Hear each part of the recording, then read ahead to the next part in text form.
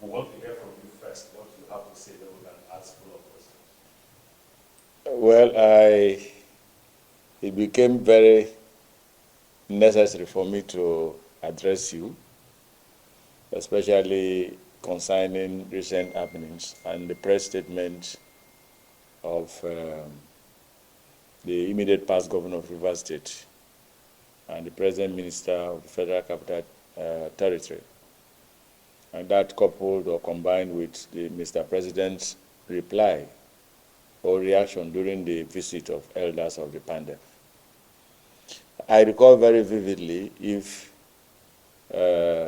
Nigerian population has not forgotten, that I did grant an interview to AIT sometime November 2023, when Mr. President was to intervene in the crisis of Rivers State.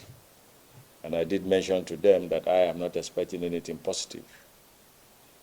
And today I still hold that view. I said so then, and I still maintain it now, because Mr. President and the present minister of the Federal Capital Territory shares a lot of commonalities, both in attitude, in character, and in operation. They are both politically very rascally. They have an insatiability in terms of accumulation of wealth, and also have an unlimited ambition of manipulating and indeed controlling humans. But one thing they also share that is interesting, that both of them fears a lot. They all fear, they fear a lot. When once they are so confronted. Else, how will Mr. President say that SIM disobeyed the 8-point agenda, if not for these commonalities I have mentioned? I did mention it, I did reveal to Nigerians after the visit that I was there, that Mr. President said everything that SIM need to do as governor. And when Adoge Amesimaka asked the question, his reply tells us that it was already by us, that the invitation was to give us a smiling and polite insult. But one thing he said very clearly is that these 27 lawmakers have crossed the Red Sea and they can never come back. But the meeting started with condemnation of the governor. This is an insult to democracy. This is a disgrace to democracy. And these are exact words of the Supreme Court judges. So there's a link, and something is fundamentally wrong. That those 27 lawmakers that he also said have defected and cannot cross the Red Sea come back to say that they are no longer defecting. And Mr. President is clapping his hand for them. Those who, the commissioners that abandoned him, SIM, reappoints them and swear them in. Mr. President says SIM never respected the decision. Salaries were paid to the House of Assembly members at that time. SIM has not responded. SIM went and withdrew all the cases. Whereas behind it, I'm sure Mr. President encouraged the Pro-Wike Assembly members not to withdraw their cases. That is the case with which they are punishing Rivers State now. So who is fooling who? Who is fooling who? But let me say this. The governor has spoken, and to say that he will respect and comply with all the decisions of the Supreme Court, and he has started. That is saving Rivers State, that is saving Nigeria, because of his peaceful disposition. But for Wike to transcend from that political conflict and find himself now swimming in a very deep ocean of ethnic condemnation and ethnic threat is very unfortunate on his part. Let me say this, a lot of Nigerians do not know. What you say is that it's Jonathan and his wife, a job people that made him president. It's a job people that made him local government chairman. When he was first elected to be the candidate of the PDP, PDP National wrote to Rivers State that he's not their candidate. His just son, Dr. Sam Jaja, I'm quoting him, that insisted that he will not take directive from the PDP National Headquarters, that the only people that can direct him is the state PDP. And that is how Wike contested and won local government chairman in his first tenure. It's an Johnson. So sometimes when people talk, I even laugh. He said he has helped the people. No, he was only trying to repay them for what they have done. They laid the foundation for him to be what he is. He was only trying to repay them. And that is his status. And that is one status that Mr. President and him also share. They don't forgive. They have the spirit of revengeance. We can never forget that experience. Then the last experience has to do with the issue of the presidential ambition he had, and he failed. So his vow is a revenge on PDP, and PDP will never know peace for that. And that is one attribute of Mr. President, so we must know this. But above all, I must say, and that will interest Nigerians, is the fact that Mr. President plays the politics of divide and rule. When he was governor of Lagos State, all the local government has 2 leaders at a particular time. So that way he controlled the reality of the two. He will appear to be working with him. He will appear to be working with. That is it. The current problem in Lagos State of Assembly exactly is, it is his handwork. I know, we know this in politics. It's divide and rule. It's time for him to divide loyalty of APC in Lagos so that at the end of the day, he's in control. Because he was aware that the governor of Lagos State, one way or the other, contributed to the fundraising of ATIKU. So from that day, he declared him an enemy. We know this. We in PDP, we know this. And so it's time for him to say that this man cannot be 100% trusted and be loyal, so he's doing that. So what I'm saying in essence is that Mr. President has created a problem in Rivers State with his political tactics of divide and rule. Wike, as in his own turn, now dive himself to ethnic threat, ethnic harassment that can swallow him any day, anytime. And I said that because without a jaw, he will be nothing. And he cannot bite the finger that fed you. One sin that God never forget is that of ingratitude. Wike is an ungrateful person. He uses people and he dumps them. Sometimes they made him a local government chairman. That is the springboard with which he is whatever today. Jonathan helped him to become governor. Governor. That is the springboard with which he is now working as a minister. Jonathan appointed him a minister for the first time as a German. That popularized him and gave him the spread in Nigeria. So for him to now say that these people are minorities of minority, they are useless, they cannot win election, I believe that he has 48 hours to rescind that. Else some of us will be forced, not minding the barriers and not minding the fact that some of us also have the DNA of being Ikweres. We will be able to let him know. But Nigerians should know that the character, the personality that Wike has so far exhibited does not represent an average Rivers man.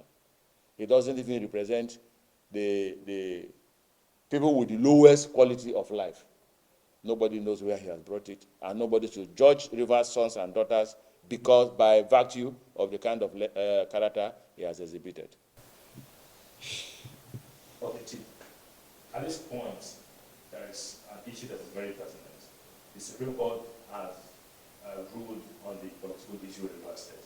The government is expected to present the budget. It was there. Okay, there was first 48 hours to resume, and then extended to 72 hours. And the governor went back yesterday after he said we had written and he saw the letter he had written. But there is installments. Where do we go from here? No, let me tell you this. I see a lot of us forget. Remember, my last briefing, I said Wike is a man who cannot survive where there is peace. He knows that the moment the House of Assembly members and the governor reconciles, that is the end of his domination. So he will do everything to scuffle it at every time and at all points. Remember, I said that. It actually doesn't matter who is approaching first at this point in time, if each of them has the interest of Rivers State at heart. But the governor, being the leader, has always negotiated and initiated it. He wrote to them for a meeting. They declined. In fact, there was a function in Government House that day. He stepped it down to receive them. They did not, but that did not discourage him. He decided to go to the House of Assembly to present the budget. It is one man. It's wicked. Because once they reconcile, that dominance will end. Let me tell you, once a man does not have shame, he can go any length. Anybody that has shame will hide his face when they confront you with a lot of things you said you will never do and you are doing. A lot of things you commended, now you say it's bad. He was talking about Dele as one of the best. Who is the best? Now he says Dele is bad. He has already extended by saying that, go and ask. Dele came to beg me. One day he will tell you that Tinubu begged him. In fact, he started by saying that, go and ask, he didn't even give you one kobo. Of course, he's even wealthier than him, perhaps. So you are seeing somebody who lacks the quality, the character of shame, the quality of shame. That he will say one thing, and the next day they will confront you and say, this is what they said yesterday, today you are saying this thing. He doesn't murder. See how restless he is during the interview. Why is he furious? For those of them who this elementary psychology will tell you the situation, I'm not going to say it. Somebody who is very restless, even when discussing with pressmen, there's something fundamentally missing and wrong that Nigerians will soon find out. But I must say it, that nobody should judge any Rivers man based on his character and the character he has exhibited to the country. That is not us. That is not Rivers people. Okay, sir. The House of Assembly members or lawmakers are worried that they are ready to ensure the funds seized is given back to that state. But the approach of the governor is not in tandem with procedural things of relating the executive and the legislative arm. Yesterday, they said communication is two-way thing. The governor claimed when we saw evidence of the letter, but the speaker of the House of Assembly is denying that they are not in possession. So you are a leader that also works with the governor.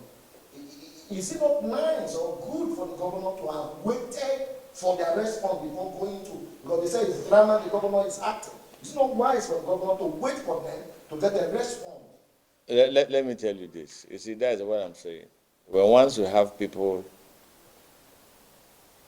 the welfare and the happiness of people you lead at heart, you must let go certain things. All right, the governor has made 2 attempts that is wrong. They should make their own that will be right. He has made an attempt inviting them to the government house. He said it's wrong approach. He has gone to the assembly. It's a drama. What attempt have they made to bring peace in the state? So we should think. His approach is always wrong. At least he's making an attempt. What have you done? Is it the 48 hours ultimatum for everything? Is it calling the FCT to begin to probe people? When we are forgetting that he who lives in glass house should not throw stone. Don't they have enough things to investigate? So this is the point I'm making. If my approach is wrong, come up with a recommendation or an approach that is going to look and sound decent and acceptable. You have not done. Okay, before I let you go, sir, you are a product, or let's say you are a member of the restoration team, a political team that was high and mighty in Rivers State some time ago, and it's been led by a very respected former governor of Rivers State, Peter Obi, a member of the restoration team. Just 2 days ago, the EFCC gave leave, of course, for the Supreme Court gave leave of court to the EFCC to go and represent, to respond to issues about the training order of the EFCC to investigate the government of Dele and every other government that will follow suit. Is there a political undertone? Why is it coming now? Let me tell you this. You see, I have just said that he who lives in a glass house should not throw stone. I came up from, I am from an area where they said he who tries to leak the bottom of a mortar may unconsciously go and dig old pepper. That's my answer. Okay. All right, just one from you. Yesterday during the media chat by the FCT minister, he described the Ijaw people as the minority of the minority, meaning that an Ijaw man cannot be a governor of any state in the Niger Delta region except Bayelsa State. And for Rivers State, an Ijaw man is opportunity to be governor today because he handpicked, that individual. You're an Ijaw son, a leader of that. What is your response to that tantrum by the former governor, now FCT minister, at Ijaw people? Well, let me just say, we need to correct a few things. Ijaw sons may not have been, in Rivers State, may not have been elected governors. Not that they've not been governors. We've had military governors from Ijaw. I mean, being principal is one. Major Briggs was another person. But we may not have had an elected. And that is very possible. For everybody that has been since, and again, let me say, again, we have had other judge.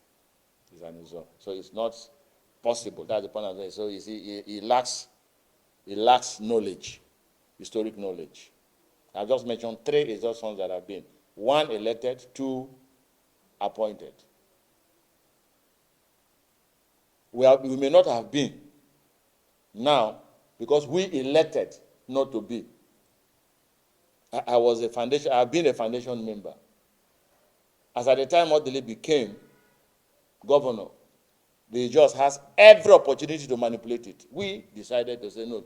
For there to be peace and harmony, let our upland brothers be. That's how Peter Dele became governor. And several photos, he said, anybody who sees a Kalabari man, when we are done in his Thanksgiving, must say thank you to a Kalabari man. He said it. So it's we that let it. The spirit will let it go. It's not the same spirit with which we are being treated and received now. But that's not a problem. Fortunately, there's an Ijaw son now. So we have had, I've just counted. We have just counted. 2 elected, 2 military. All right? And this now revolves along senatorial. At the end of the day, another Ijaw son will be. We are being sympathetic. Politics is not a game of isolation.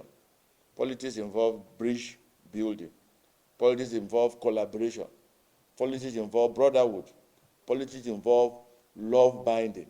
What the Ijaws have been doing with the rest of the brother is love binding. And what they have done with us is love binding and bridge building. Not because they can do without us. And not because we can do without them. So he lacks history. He lacks, political, historic knowledge. I've just mentioned 2. Let me finally, the threat of impeachment. Very recently, there have been attempts, there have been actions that seem like they're paving the way for it to happen. Today, there was a call on the DSS to investigate the alleged age falsification of the chief judge. And that people have interpreted it to mean that they're paving the way for impeachment to happen. Brian Johnson, you're a supporter of Governor Siminalayi. Are you worried about it? Yes, everybody will be concerned. But like I said, he who lives in glass house, let them not throw stones. Wike has page forgery case. Criminal cases are not easily buried though. That's my answer for now.